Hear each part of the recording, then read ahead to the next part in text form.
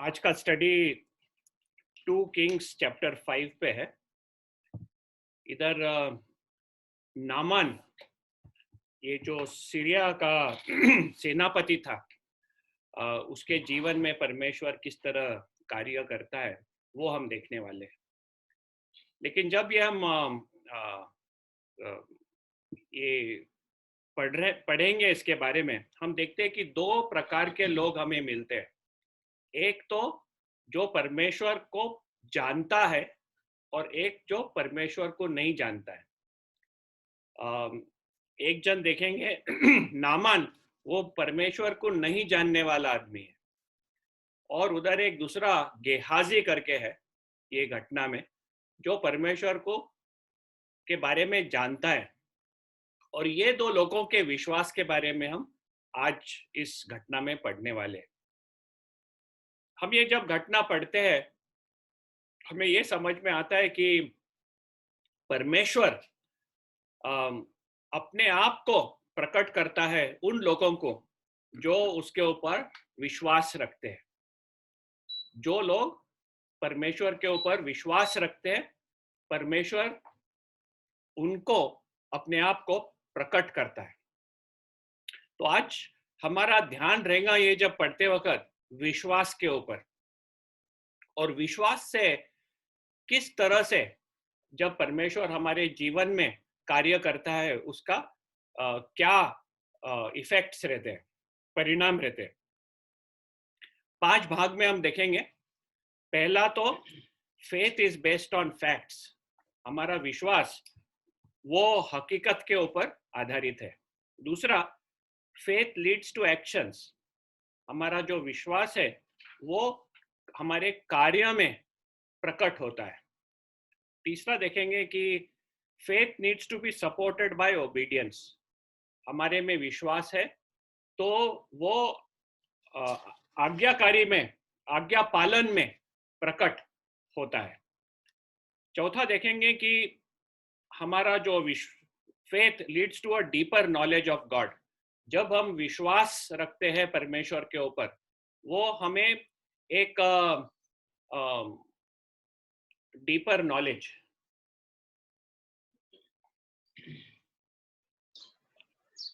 ऊंडा knowledge, गहरे वाला knowledge, हाँ, हमारे को उसकी जो ज्ञान है वो गहराई में हमें मिलती है। और आखिरी में देखेंगे कि faith is destroyed by greed, जब हम लालच करते हैं तो हमारा विश्वास वो तोड़ देता है। लालच, हमारे विश्वास हमारा लालच से टूटता है। तो ये 5 रीत से हम देखेंगे ये टॉपिक फेथ के बारे में, विश्वास के बारे में। और जो ये घटना घटी है इसमें नामान है, एलीशा है, और नामान और एलीशा का जो सेवक है जिसका नाम गेहाजी है। तो ये 3 जन हैं इस घटना में। तो पहले हम देखेंगे कि किस तरह से विश्वास हकीकत के ऊपर आधारित है। इस घटना में हम देखते हैं पहले वचन में, पहला वचन पढ़ना ग्रेसी में। आराम के राजा का नामान नामक सेनापति अपने स्वामी की दृष्टि में बड़ा ही प्रतिष्ठित पुरुष था, क्योंकि यहोवा ने उसके द्वारा अरामियों को विजय किया था। वह शूरवीर था परंतु कोढ़ी था।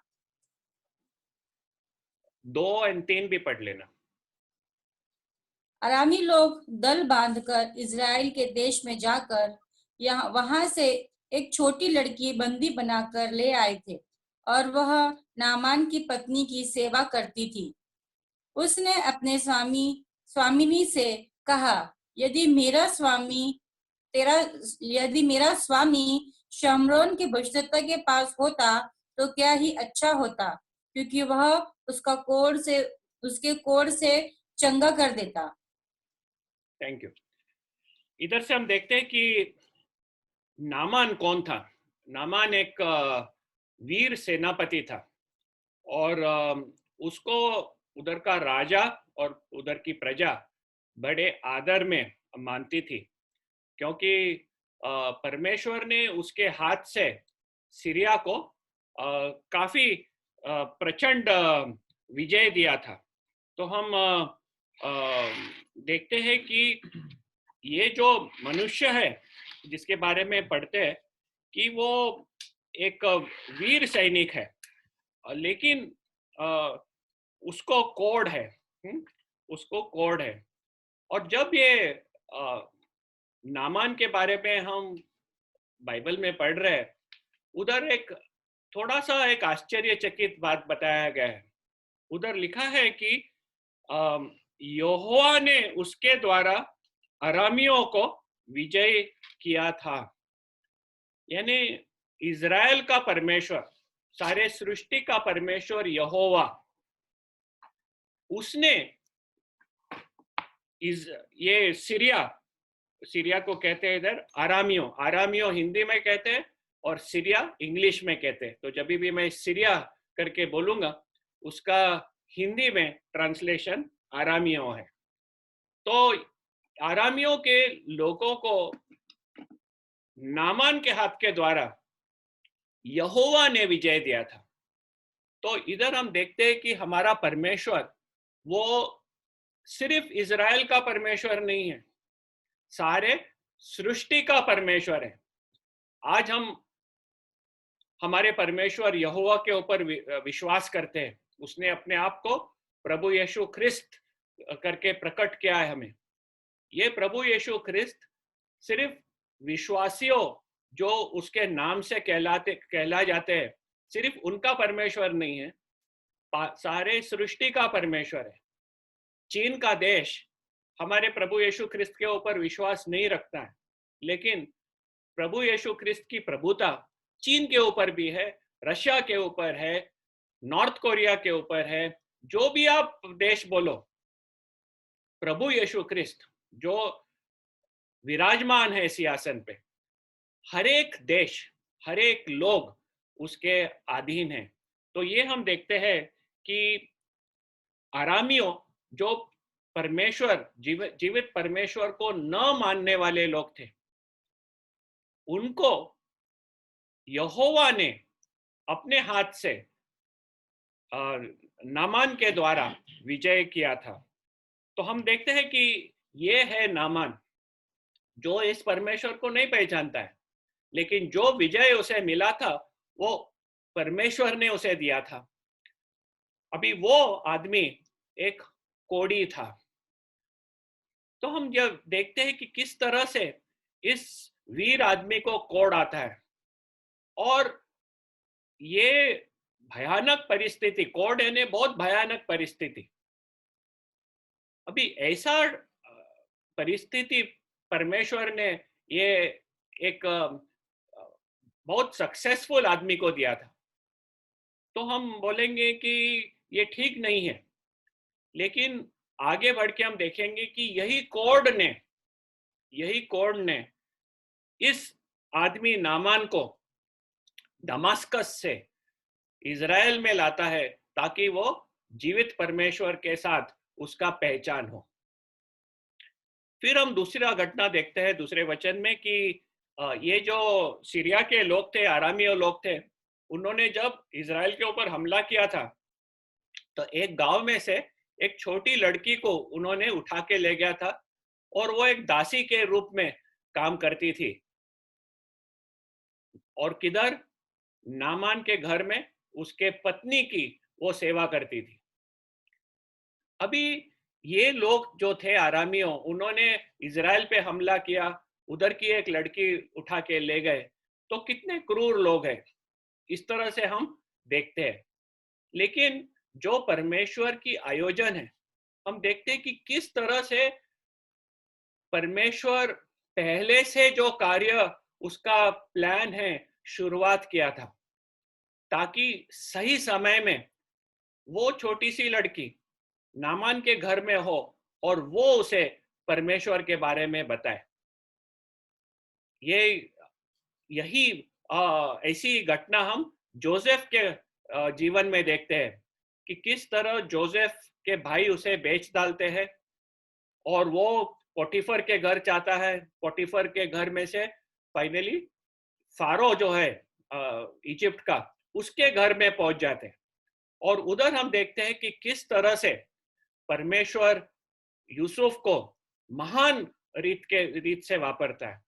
तो ये जो छोटी लड़की है जो कैदी होके लेके आई है इज़राइल से दमास्कस को, और एक गुलाम के रीत से काम कर रही है उधर, लेकिन उसका उधर होना ये कोइंसिडेंस नहीं है। हम देखते हैं कि इसमें भी परमेश्वर का हाथ जारी है, हम मौजूद देखते हैं उधर। और वो कहती है इस नामान के पत्नी को कि ये जो नामान है, कदाचित वो इज़राइल में होता तो उधर एलीशा को मिलता, तो एलीशा उसे चंगाई देता है, उसे ठीक करेगा। तो ये जो हम देखते हैं कि जीवंत परमेश्वर का जो भविष्यवक्ता है, जो नबी है, उसके बारे में ये छोटी सी लड़की जानती थी। तो हम ये देखते हैं कि किस तरह से छोटी लड़की जब उसे ले गए थे, तब से वो परमेश्वर के बारे में और उसके नबी के बारे में जानती थी कि क्या सामर्थ्य है परमेश्वर अपने नबी के द्वारा प्रकट कर रहा है। और ये वो जाके साक्षी नामान के पत्नी को देती है और वो नामान के पास पहुंचता है। तो हम किधर भी क्यों ना हो, हम किसी भी परिस्थिति में क्यों ना हो, हम जीवंत परमेश्वर की साक्षी हमेशा कर सकते हैं, जहां भी हो। ऐसे नहीं समझना कि मेरी परिस्थिति खराब है इसलिए मैं परमेश्वर की साक्षी नहीं कर सकता हूं।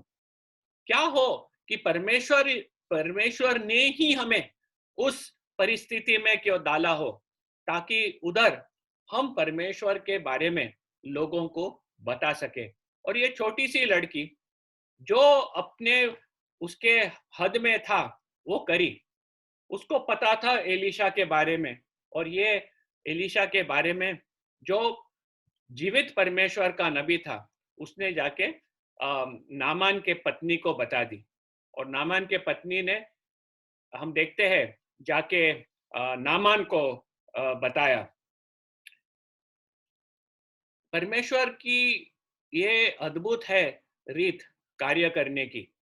और इसमें से हम देखते हैं कि नामान में एक इच्छा पैदा हुई, उसमें एक विश्वास पैदा होने लगा कि हाँ, ऐसा कोई हो तो मैं जाके उधर चंगाई पाऊं।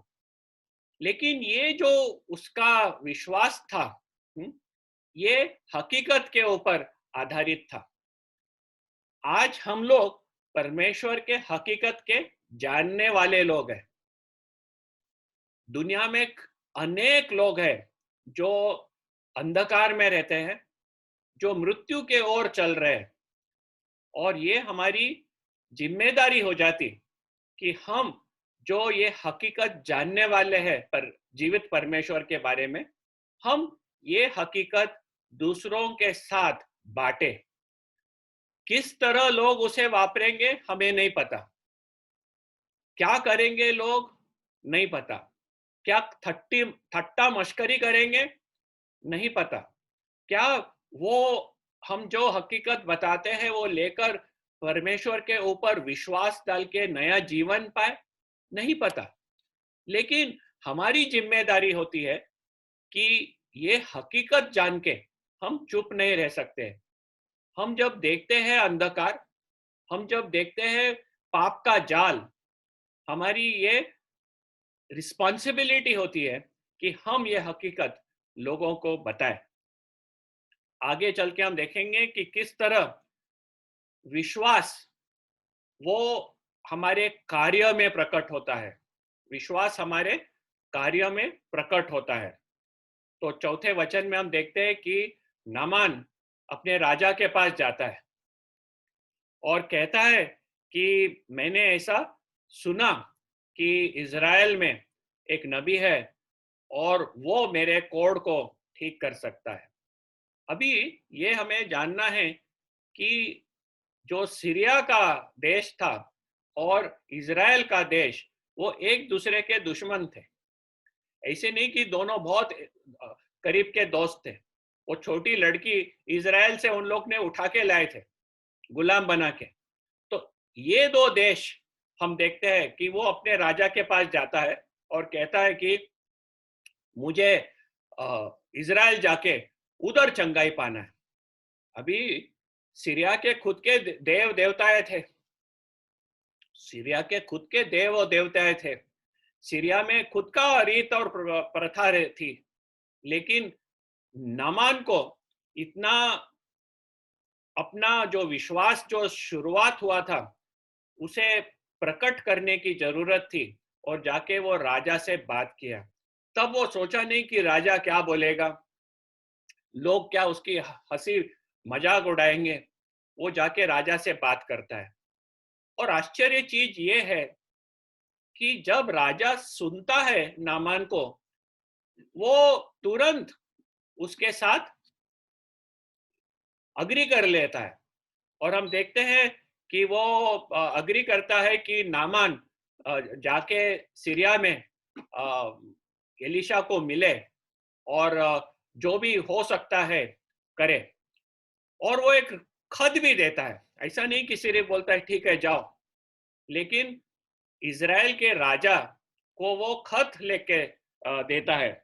और हम देखते हैं कि ये खत लेके नामान इज़राइल के राजा के पास जाता है, लेकिन उसे उधर जाना है, उसे पता है कि एलिशा परमेश्वर का नबी है और ये नबी अपने परमेश्वर के पास प्रार्थना करेगा और कदाचित मेरा कोड है वो अच्छा हो जाएगा।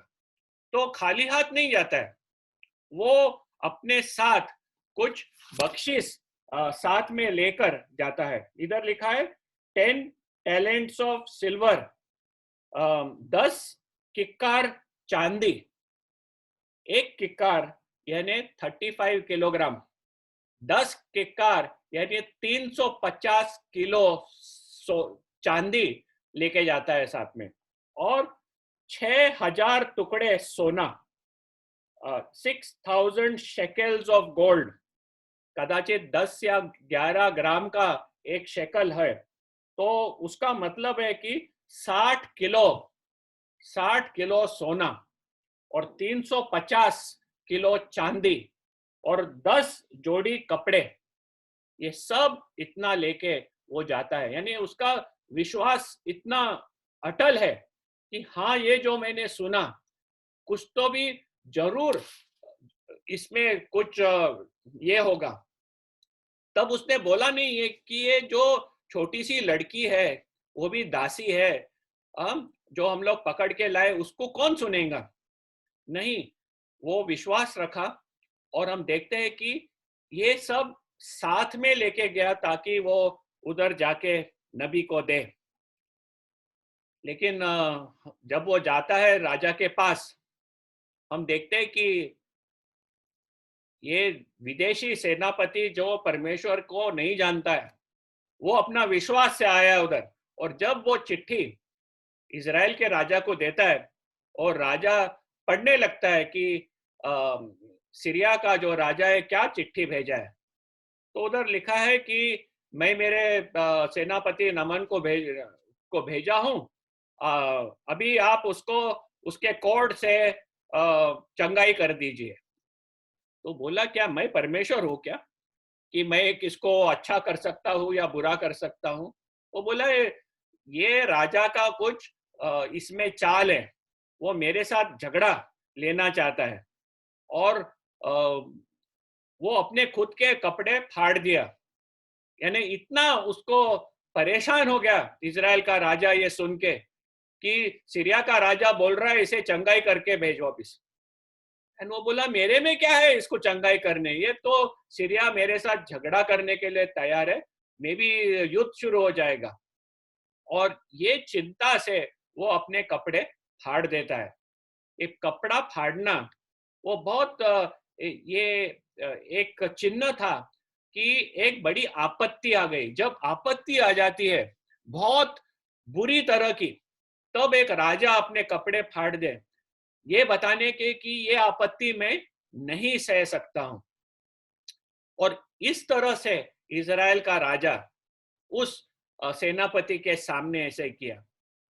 तो हम देखते हैं कि ये इजराइल का राजा, जिसके राज में एलीशा है, जो जीवित परमेश्वर के बारे में प्रकट कर रहा है, ये राजा अपने परमेश्वर को नहीं पहचानता। उसका विश्वास अपने खुद के परमेश्वर पे नहीं था, उसके खुद के नबी पे भी नहीं था।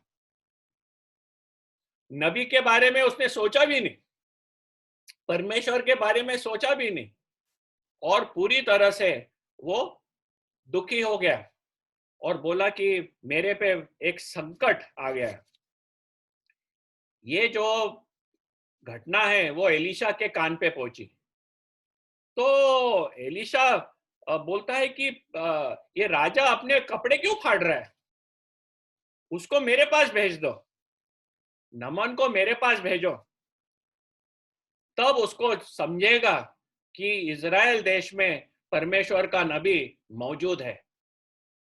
ऐसे नहीं कि एलीशा कौन है, लेकिन जीवित परमेश्वर का नबी इजराइल में है, ये नमन को समझेगा, भेज दो उसको मेरे पास। तो ये देखते हैं हम एलीशा का विश्वास अपने परमेश्वर के ऊपर। और 9वें वचन में हम देखते हैं कि नमन अपने घोड़े गधे जो भी वो उसने साथ में चैरियट्स, रथ और घोड़े और अपने सब सैनिक जो उसके नौकर जो आए थे, वो लेके आके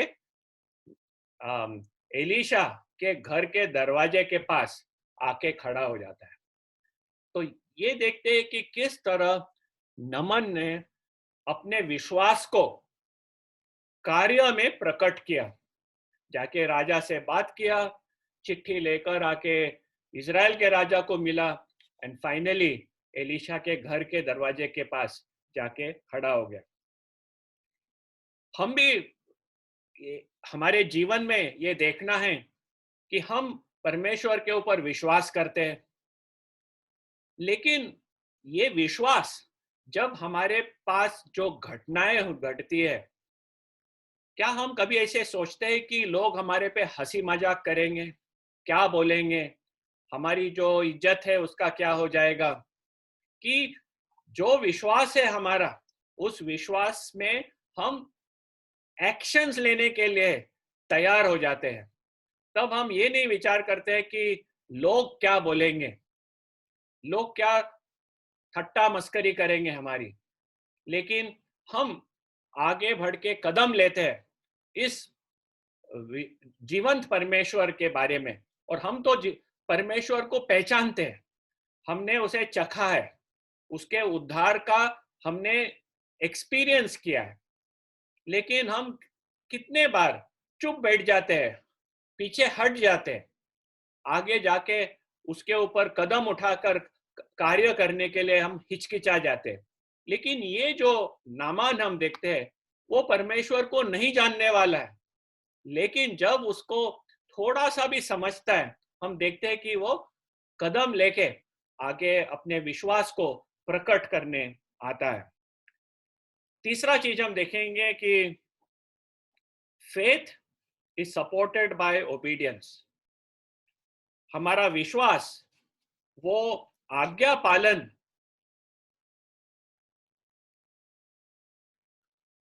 से प्रकट होना है। हमारा जो विश्वास है वो आज्ञा पालन करना इंपॉर्टेंट है।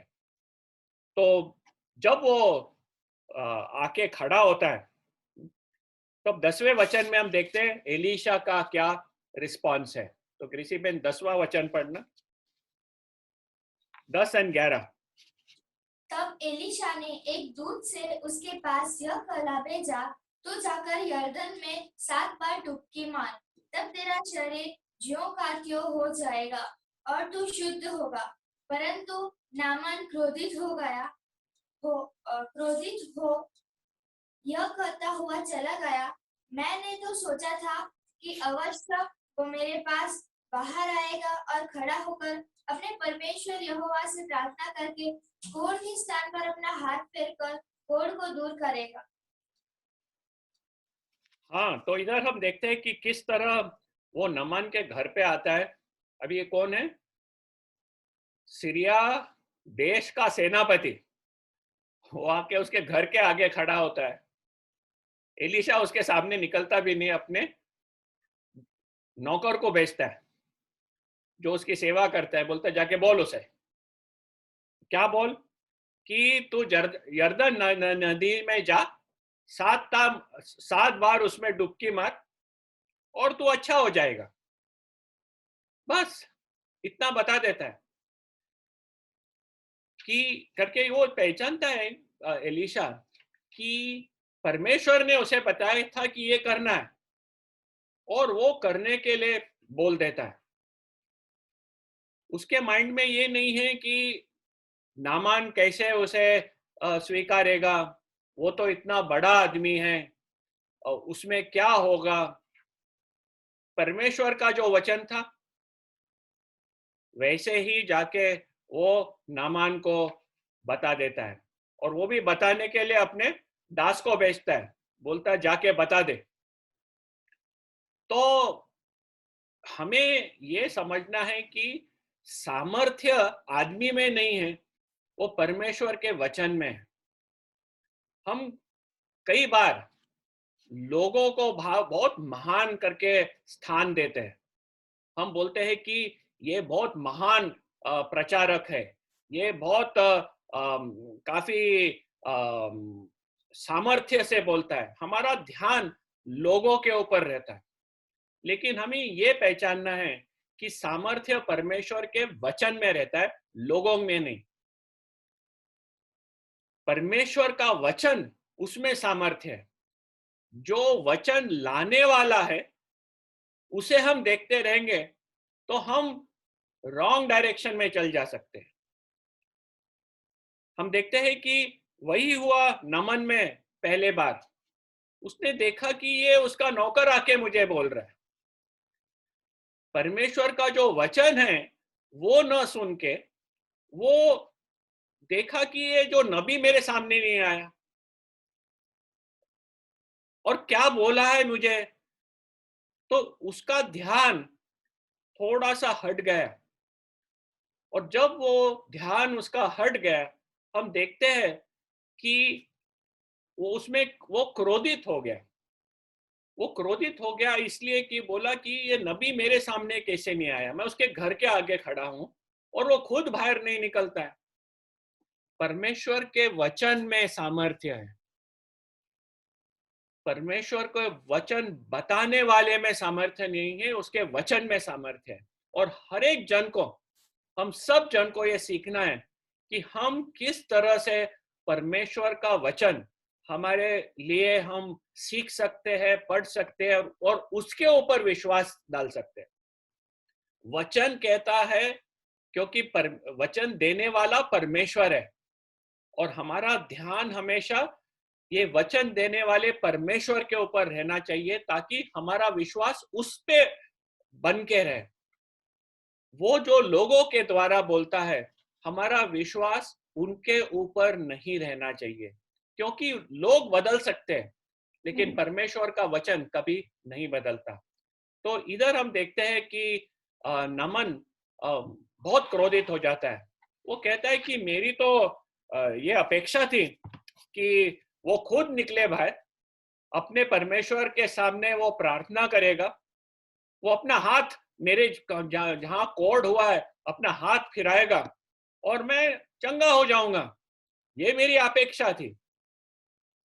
और वो क्रोधित होके चले जाता, बोलते है क्या है यरदन नदी, क्या हमारे देश में अबाना और फारपर करके दूसरे क्या और भी अच्छे नदी नहीं है क्या? हमारे नदी तो ये यरदन नदी से कई और अच्छे है, तो मैं नहीं जाऊंगा, ये मैं नहीं करूंगा। तो वो वापस सीरिया की तरफ निकलने शुरू हो जाता है। इससे हमें समझता है कि जब हमारा निगाह जग के चीजों पे, बाहरी प्रकट चीजों के ऊपर जब होता है, तब हम गलत रास्ते पे चल जा सकते हैं। हमारा नजर हमेशा परमेश्वर के वचन के ऊपर, और वो वचन हमें क्या कह रहा है उसी के ऊपर केंद्रित, हमारा ध्यान केंद्रित रहना है। जब हम लोगों के ऊपर, बाहरी चीजों के ऊपर ध्यान देते हैं, तब हमारा मन थोड़ा बदल जाता है। हम बोलते हैं ये बोलने वाला कौन है, ये क्या बोल रहा है, उसकी क्या स्टेटस है ये सब बोलने के लिए। हम गलत रास्ते पे चले जाते हैं, और यही हुआ नमन के पास। लेकिन वो जब जाने लगा तो उसके नौकर लोग आके उसे कहने लगे कि क्या आपको कभी ये नबी एलीशा ने कुछ कठिन चीजों करने के लिए करने के लिए बोला रहता तो क्या आप नहीं किए रहते? हाँ, किए रहते।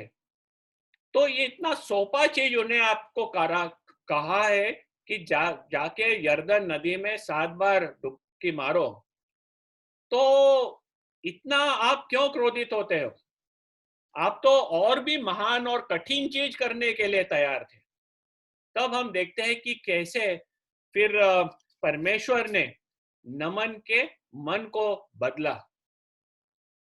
जब उसके सेवकों ने उसे ये कहा, हम देखते हैं कि उसका मन बदल गया। और 14वें वचन में हम देखते हैं कि वो जाके क्या करता है। तो 14 वचन पढ़ना।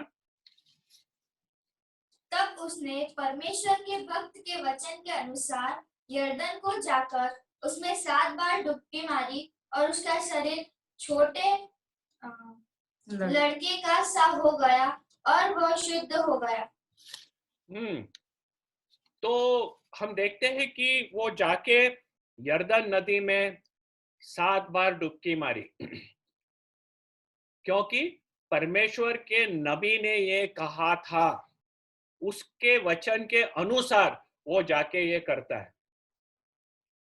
और जब वो किया, वो देखा कि उसका जो शरीर है, जो उसका मांस है, वो एकदम एक नए बच्चे जैसा वापस ठीक हो गया। इट गॉट कंप्लीटली हील्ड, पूरी तरह से चंगाई हो गया। और वो साफ हो गया, एकदम स्वच्छ हो गया, उसका कोढ़ था वो निकल गया। तो इधर ये हमें ये ध्यान में आता है कि चंगाई दिया किसने? क्या 7 बार यर्दन नदी में जाके डुबकी मारने से क्या वो अच्छा हो गया? यर्दन नदी के पानी में इतनी सामर्थ्य है कि आदमी जाके 5-7 बार डुबकी मारे तो अच्छा हो जाए? ऐसा होता हो तो इजराइल के टूर में हर एक जन जाना चाहिए, जिसको जो भी तकलीफ है। 7 बार जाके आप यर्दन नदी में डुबकी मारो, कुछ नहीं होगा आपको। पानी में डुबकी मारने से नमन को अच्छा नहीं हुआ, लेकिन परमेश्वर के वचन के अनुसार आज्ञा पालन करने से वो अच्छा हो गया। उसने जो विश्वास किया एलीशा के वचन के ऊपर, जो आज्ञा उसने दी थी, और वो उसने जब पालन किया, उससे ये विश्वास से वो चंगाई उसे मिली। लेकिन वो पालन करने के लिए उसे नम्र होके यर्दन नदी में जाके 7 बार डूबना पड़ा। तो ये करने की बहुत इंपॉर्टेंस थी। हम देखते हैं कि एलीशा ने 2 बार पहले भी ऐसा कुछ किया था। हमने देखा कि उसने जब वो खाना पका रहे थे, जब जहर था उस हंडे में, तब उसने थोड़ा सा फ्लावर लिया, आटा लिया और डाल दिया अंदर। क्या आटा से जहर निकल गया? नहीं, परमेश्वर के सामर्थ्य से निकला। लेकिन बताने के लिए उसने आटा डाला और वो सब ठीक हो गया।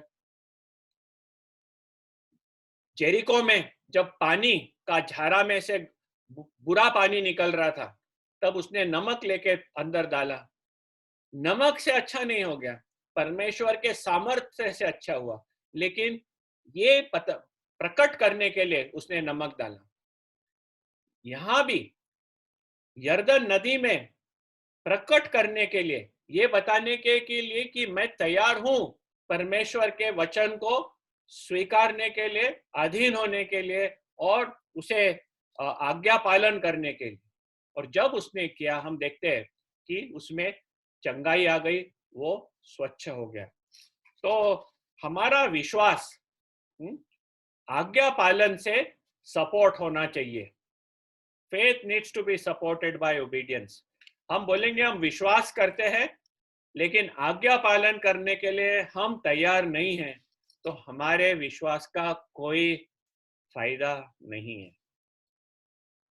विश्वास है तो हमें आज्ञा पालन करना है। जब हम परमेश्वर का वचन पढ़ते हैं तो वो हमें कुछ कहता है, कुछ करने के लिए कहता है, कुछ विश्वास करने के लिए कहता है, हमारे जीवन में बदलावट लाने के लिए कहता है, और हमें आज्ञा पालन करना बहुत महत्व का है। हम बोलेंगे लेकिन इसमें क्या है, ये क्यों करना चाहिए? बहुत टाइम होता है लोग बोलते हैं परमेश्वर के वचन पढ़ते हैं, बोलते नहीं नहीं ये क्यों करना है, ये तो उस समय के लिए लिखा था, ये हमारे लिए नहीं है, इसका न हमारे विश्वास से क्या कनेक्शन है, हम बहस करने लगते हैं। लेकिन परमेश्वर का वचन बहुत स्पष्ट है। जब स्पष्ट, हाँ हम लोग इंटरप्रेट करना चाहिए, उसका अनुवाद ठीक से करना चाहिए, लेकिन एक बार हमने परमेश्वर का वचन पढ़ा और उसको सही रीत से अनुवाद किया, और अनुवाद करने के बाद हम समझते हैं कि परमेश्वर का वचन हमें क्या कह रहा है, तो उसे आज्ञा पालन करना हमारी जिम्मेदारी हो जाती है। नहीं करना है तो हमारी दैट इज अ चॉइस, हम कर सकते हैं, लेकिन हमारे विश्वास का कोई मतलब नहीं। विश्वास जो आज्ञा पालन में प्रकट नहीं होता है, वो विश्वास नहीं है।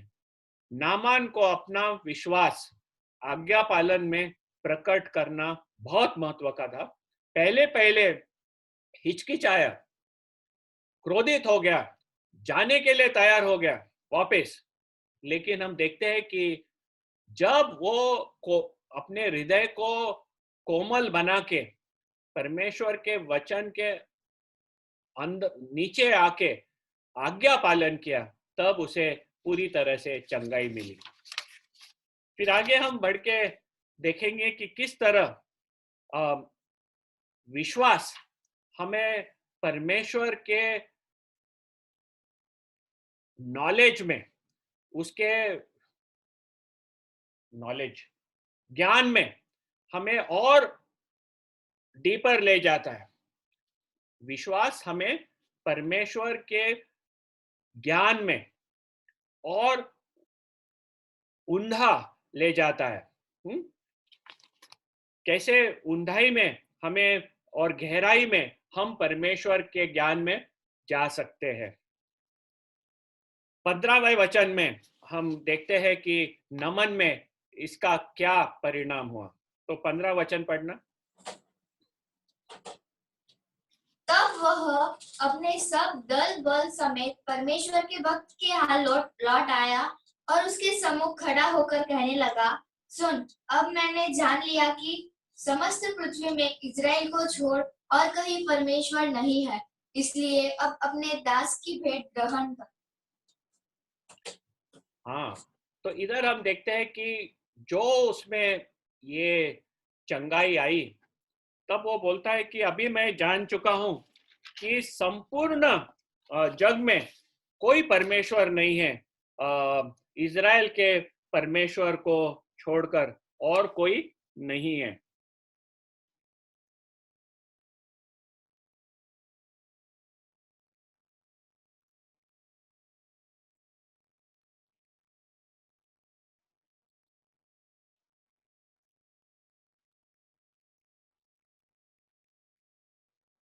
There is no God in all the earth but in Israel.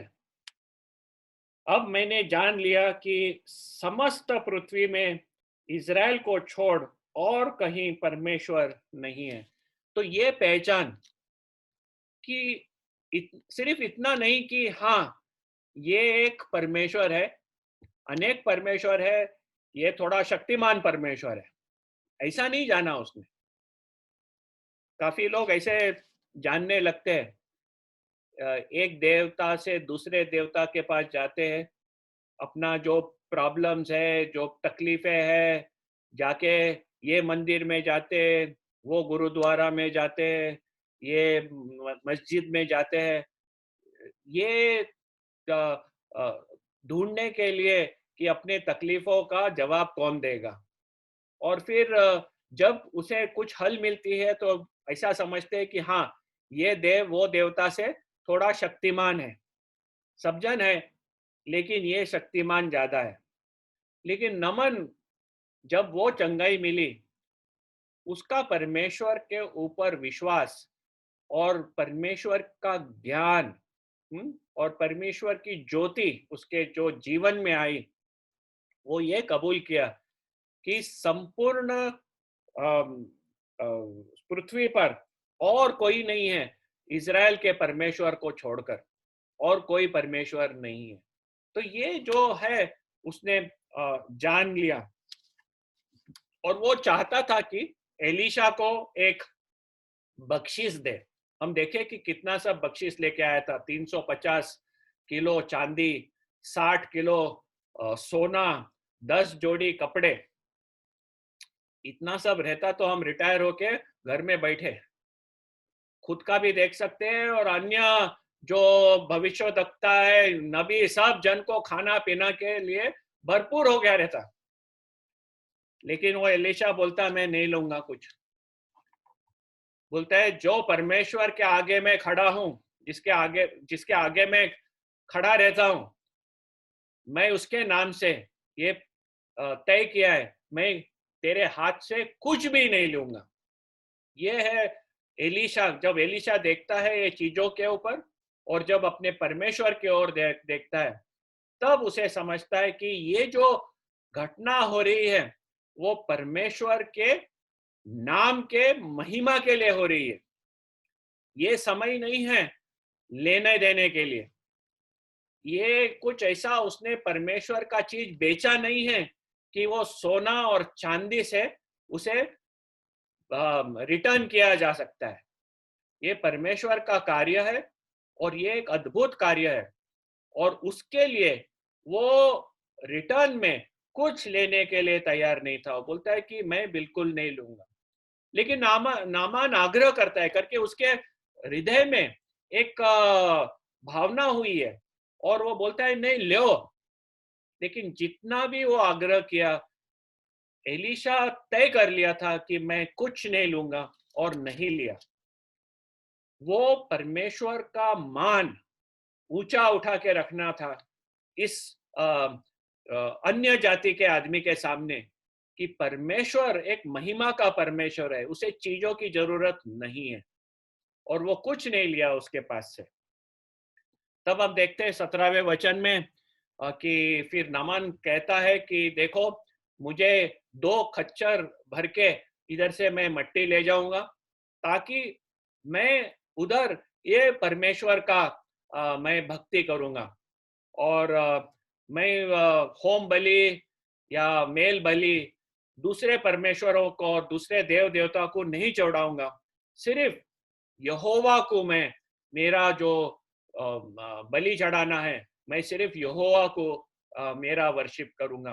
तो वो करने के लिए 2 खच्चर भर के मैं मट्टी साथ में ले जाऊंगा। लेकिन उसे एक चीज पता था, उसे पता है कि उसमें तो बदलावट आ गई। वो तो दूसरे देव देवता को तो उधर के उधर ही छोड़ दिया था। उसने तय किया था मैं दूसरा कोई देव देवता है ही नहीं, एक ही परमेश्वर है और वो यहोवा है। लेकिन बोला मुझे एक प्रॉब्लम है। प्रॉब्लम ये है कि मेरा राजा तो उधर जो रिमोन करके देव है उसकी भक्ति करता है, और राजा जाके वो रिमोन के सामने नमन करता है, और मैं उसका सेनापति होने के नाते राजा मेरा हाथ पकड़ के जाता है वो रिमोन देव के सामने नमन करने के लिए।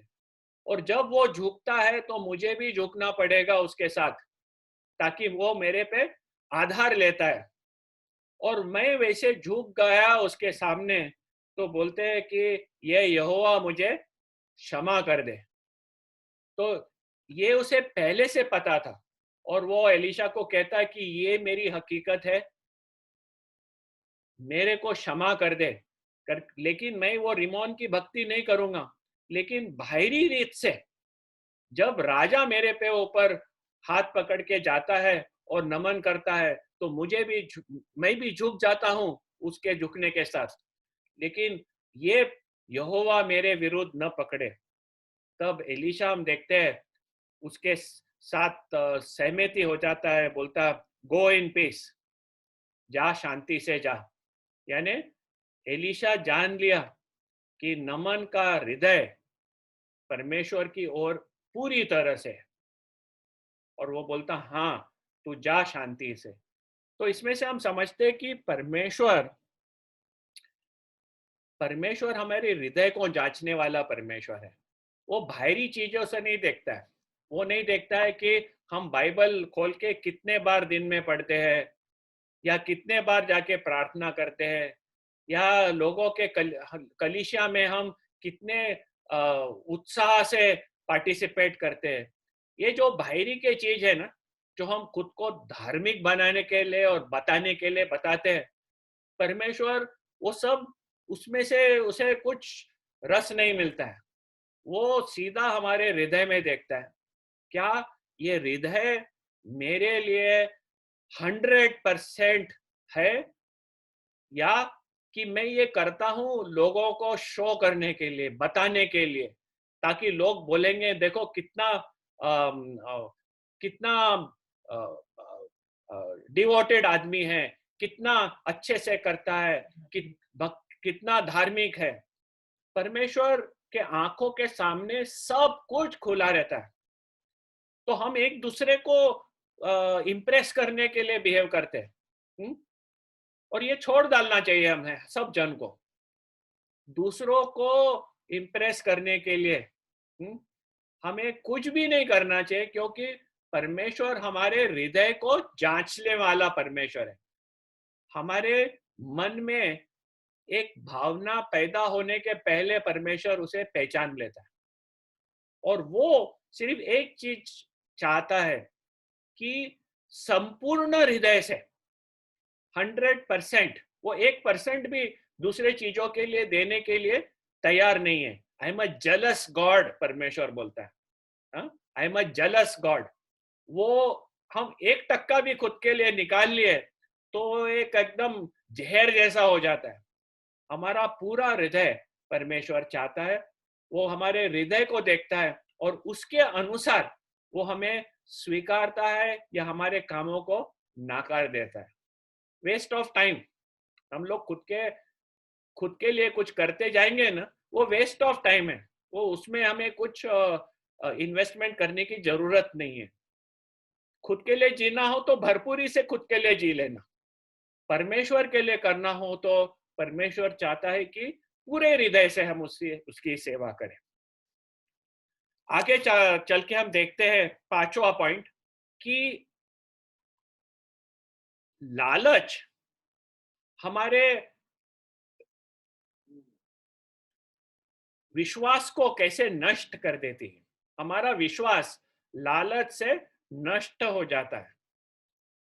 विश्वास लालच से नष्ट होता है, और हम लोग सब इस जग में रहते हैं, और इस जग के मोह हमारे को खींचते हैं। और हम देखेंगे इधर कि किस तरह से जब जग के मोह पे हम उस डायरेक्शन में जब चलने लगते हैं, तो हमारा विश्वास नष्ट हो जाता है।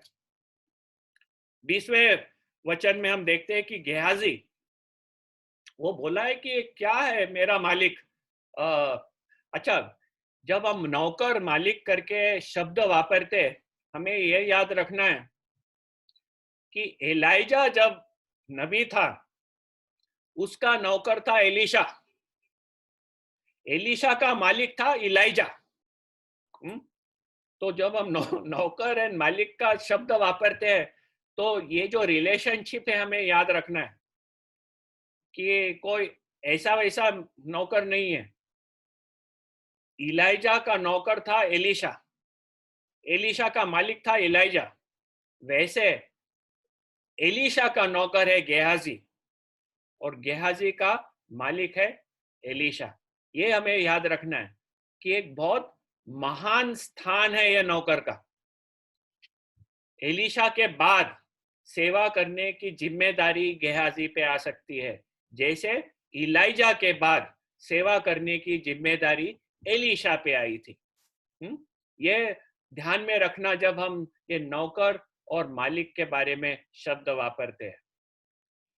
तो गेहाजी बोला कि ये मेरा मालिक एलीशा वो ठीक नहीं किया है। वो देखा रहेगा 350 किलो चांदी, 60 किलो सोना, उसके मुंह में पानी आ गया। वो बोला ये ठीक नहीं है कि मेरा मालिक ने ऐसे ही जाने दिया। इतना सब महान कार्य किया है, ये खुद के हृदय से देने के लिए आया, लेकिन ये बराबर नहीं है। और वो कहता है कि मैं तो कुछ ना कुछ लेके आऊंगा। ये ठीक नहीं है कि खाली हाथ उसको ऐसे ही लौटा दिया और कुछ लिया नहीं। तो नाराज हो गया एलीशा के ऊपर कि उसने कुछ लिया नहीं, क्योंकि एलीशा लिया रहता तो उसे भी कुछ मिला रहता। एलीशा ने लिया था तो थोड़ी एलीशा खुद वापरेगा, वो अपने साथ साथीदार है उनको बांटेगा। उसने नहीं लिया तो उसे भी नहीं मिला, तो इससे उसे बहुत खराब लगा। बोला नहीं। तो वो तय कर लिया कि मैं तो कुछ लेके रहूंगा। तो 21वें वचन में हम देखते हैं कि गेहाजी नमन के पीछे भागने लगा, उसकी जो रथ जा रही है उसके पीछे भागने लगा। जब नमन पीछे मुड़ के देखता है तो देख रहा है कि कौन भाग के आ रहा है, तो ठहर गया और अपने रथ से उठ के पूछा कि भाई सब कुछ ठीक ठाक है क्या? तो बोला हाँ सब ठीक है। लेकिन उधर से हम देखते हैं कि गेहाजी झूठ बोलने लगा। क्या झूठ बोला हम देखते हैं कि किस तरह से जब हमारे जीवन में लालच आ जाती है, ये लालच को पूरा करने हम कितने झूठ बोलते हैं। एक नहीं, 2, 3 झूठ के पीछे झूठ बोलने लग जाते हैं। तो हमें संभालना है। तो वर्ष 22 पढ़ लेना। उसने कहा हाँ सब कुशल है, परंतु मेरे स्वामी ने मुझे यह कहने को भेजा है कि एप्रॉम के पहाड़ी देश से भविष्यद्वक्ताओं के चेलों में से 2 जवान मेरे यहाँ अभी आए हैं, इसलिए उनके लिए एक किक्कार चांदी और 2 जोड़े वस्त्र दो। हाँ, तो इधर देखते हैं हम लोग 3 झूठ बोलता है। एक तो झूठ है कि मेरे मालिक एलीशा ने भेजा है। एलीशा ने भेजा नहीं था, लेकिन वो एलीशा का नाम लाता है कि एलीशा ने मुझे भेजा है। यानी अधिकार जो है करके खुद जाके मांगा रहता उसे, तो नमन बोला रहता तू कौन? एलीशा का नाम लिया तो उसका कोई स्थान हो जाता है बात करने के लिए, तो बोलता है एलीशा ने मुझे भेजा। एक। दूसरा, अभी झूठ जब एक बार बोलने शुरू करते हैं तो कभी बोला रहता है एलीशा ने मुझे भेजा है, मुझे दो, मुझे चाहिए। नहीं, अभी वो जो झूठ छुपाना है तो बोलते हैं कि 2 जवान भविष्यद्वक्ताओं उस देश में से आए हैं उसके यहाँ। कोई नहीं आया था, लेकिन ये 2 जन का नाम लेता है और कहता है कि ऐसे 2 जन अभी एलीशा के यहाँ अभी अभी आए हैं। ये दूसरा झूठ हो गया। तीसरा झूठ क्या है कि एलीशा ने मांगा है कि उनके लिए 1 टैलेंट चांदी और कपड़ा, वो हर एक के लिए एक एक करके मांगा है। यानी 35 किलो चांदी एक के लिए और 1 जोड़ी कपड़ा, दूसरे के लिए 35 किलो चांदी और 1 जोड़ी कपड़ा मेरे मालिक ने मांगा है। ठीक है, तो ये 3 झूठ हम देखते हैं कि गेहाजी बोलने लगता है। जब हमारे जीवन में लालच आती है तब हम जीवंत परमेश्वर को जानने वाले लोग झूठ बोलने लगते हैं, क्योंकि हमारा दृष्टिकोण परमेश्वर से उतर के इस जग के चीजों के ऊपर पहुंच गया है, तो हम झूठ बोलने लगते हैं। और फिर नमन कहता है कि एक तालंत क्यों, दो लेके जा। एक तालंत क्यों, दो तालंत लेके जा, यानी 70 किलो सोना और 2 कपड़े, जोड़ी कपड़े वो लेके जाते हैं। तो अभी 70 किलो सोना ये चांदी उठा के ले जाना कोई सोपा बात नहीं है। तो उसने 2 नौकर भी दे दिए अपने, कि एक एक जन के लिए 1 तालंत चांदी यानी 35 किलो और जोड़ी कपड़ा, दूसरे के लिए 35 किलो जोड़ी कपड़ा, 70 किलो चांदी और 2 जोड़ी कपड़ा लेके ये 2 नौकर उसके साथ वापस जाने लगते हैं। जाते जाते अपने वो जब पहाड़ के पास आता है तो अपने घर को उनको रुका देता है उधर करके, एलिशा के घर पे तो नहीं जा सकता है, पकड़ा जाएगा। तो वो कहता है उसको अपने घर में वो रखवा देता है, नौकर को बोलता है तुम लोग वापस जाओ करके। एलिशा के सामने गए तो उधर क्या होगा नहीं होगा पता नहीं, और ये नौकर लोग जाके नमन को कहेंगे। तो अभी तो उन लोग जाके कह सकते हैं कि हाँ हमने पहुंचा दिए। तो उधर से वो उन्हें वापस करवा देता है और अपने घर में ये चांदी और कपड़े रखवा देता है। फिर वो 25वें वचन में हम देखें कि वो एलिशा के पास जाता है। जब एलिशा के पास जाके अपना खड़ा हो जाता है, उसका मुंह एकदम इनोसेंट, हाँ इनोसेंट मुंह लेके खड़ा हो जाता है जैसे कि कुछ हुआ नहीं। तो लाचार मुंह। तो एलिशा उसको देख के कहता है कि गेहाजी तू कहाँ गया था? तो बोलता कहाँ नहीं गया था, मैं तो इधर ही हूं। तब 26वें वचन में हम देखते हैं कि एलिशा उसे क्या कहता है। तो 26वां वचन पढ़ना। उसने उससे कहा, जब वह पुरुष इधर मुंह फेर कर तुझसे मिलने को अपने रथ पर से उतरा, तब से वह पूरा हाल मुझे मालूम था। क्या यह समय चांदी या वस्त्र या जैतून या दाख की बारियां, भेड़ बकरियां, गाय बैल और दास दासी लेने का है? तो एलिशा उसे कहता है कि जब वो पुरुष यानी नमन उतरा और तू उससे बात करने लगा, मैं उधर था, मेरे आत्मा में मैं उधर था और मैं सब कुछ तुम दोनों के बीच में क्या हुआ जान चुका।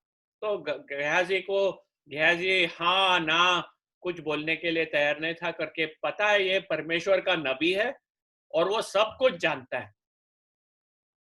और ये जानने के सिवाय ऐसा नहीं कि गेहाजी को नहीं पता है कि एलिशा सब कुछ नहीं जानता है, उसके साथ रहा था और ये उसके पता था कि लोग दूसरे सेना के लोग इजराइल के सेना के विरुद्ध जब प्लानिंग करते हैं, एलिशा को वो भी समझ जाता है, ये सब उसको पता है। लेकिन इसके बावजूद हम देखते हैं कि गेहाजी ने जाके किया है। तो जब लोभ हमारे को पकड़ लेता है ना, तब हम थोड़े पागल जानवर जैसे बर्ताव करने लगते हैं।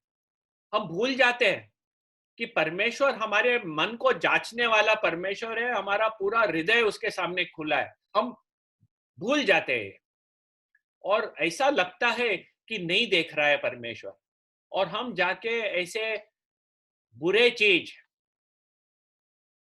जो अपवित्र चीजें हैं वो करने लगते हैं करके। हम ऐसे सोचते हैं कि मुझे कोई देख नहीं रहा है, परमेश्वर मुझे नहीं देख रहा है, और हम जाके ये करते हैं। लेकिन परमेश्वर सब कुछ जानता है।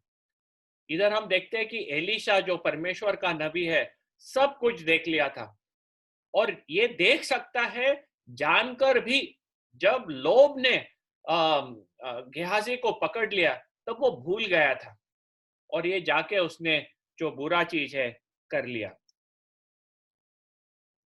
और एलिशा को ये दुख हुआ वो कहता है कि क्या ये समय है आ, आ, पैसे लेने का, चांदी लेने का, कपड़े लेने का? ये समय इसके लिए नहीं है।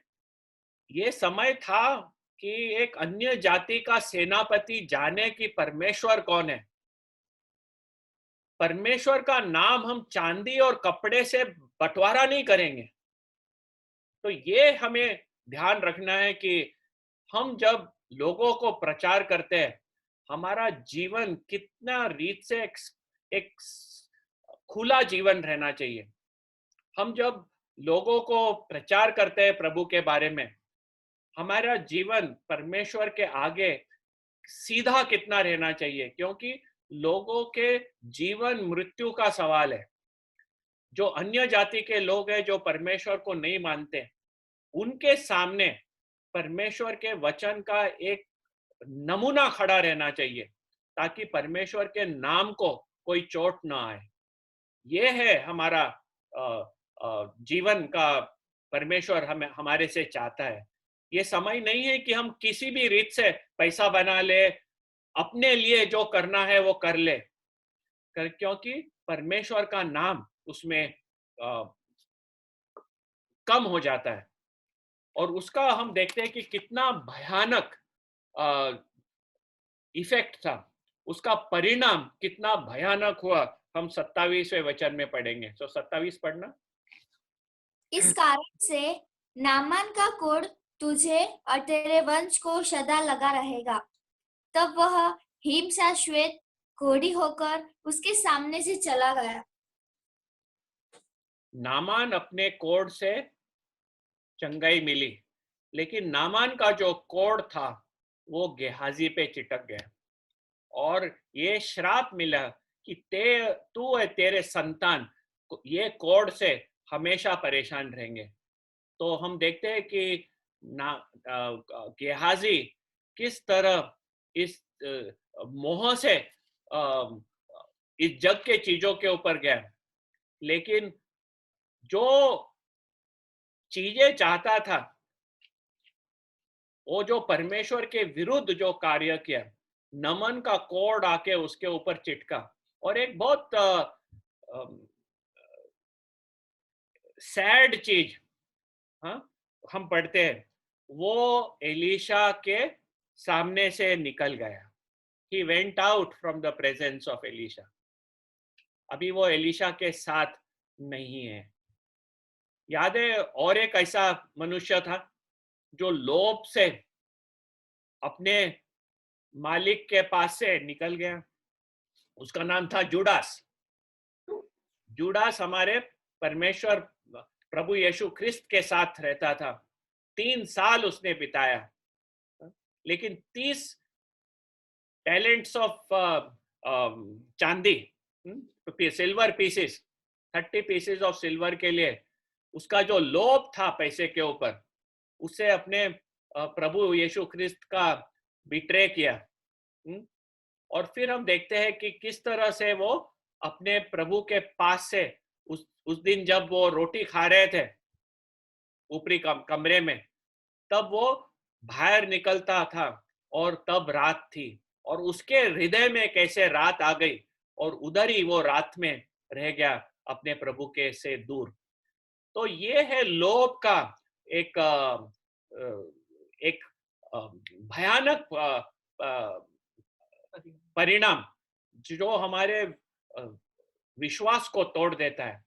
तो ये दो जन देखे हमने, एक जो परमेश्वर को नहीं जानता था, और जब वो सुना सुसमाचार और अपना विश्वास रखा, तब वो जीवित परमेश्वर को जानने और महसूस किया, और महसूस करने के बाद पूरी तरह से अपने आप को समर्पित कर दिया उस यहोवा के तरफ।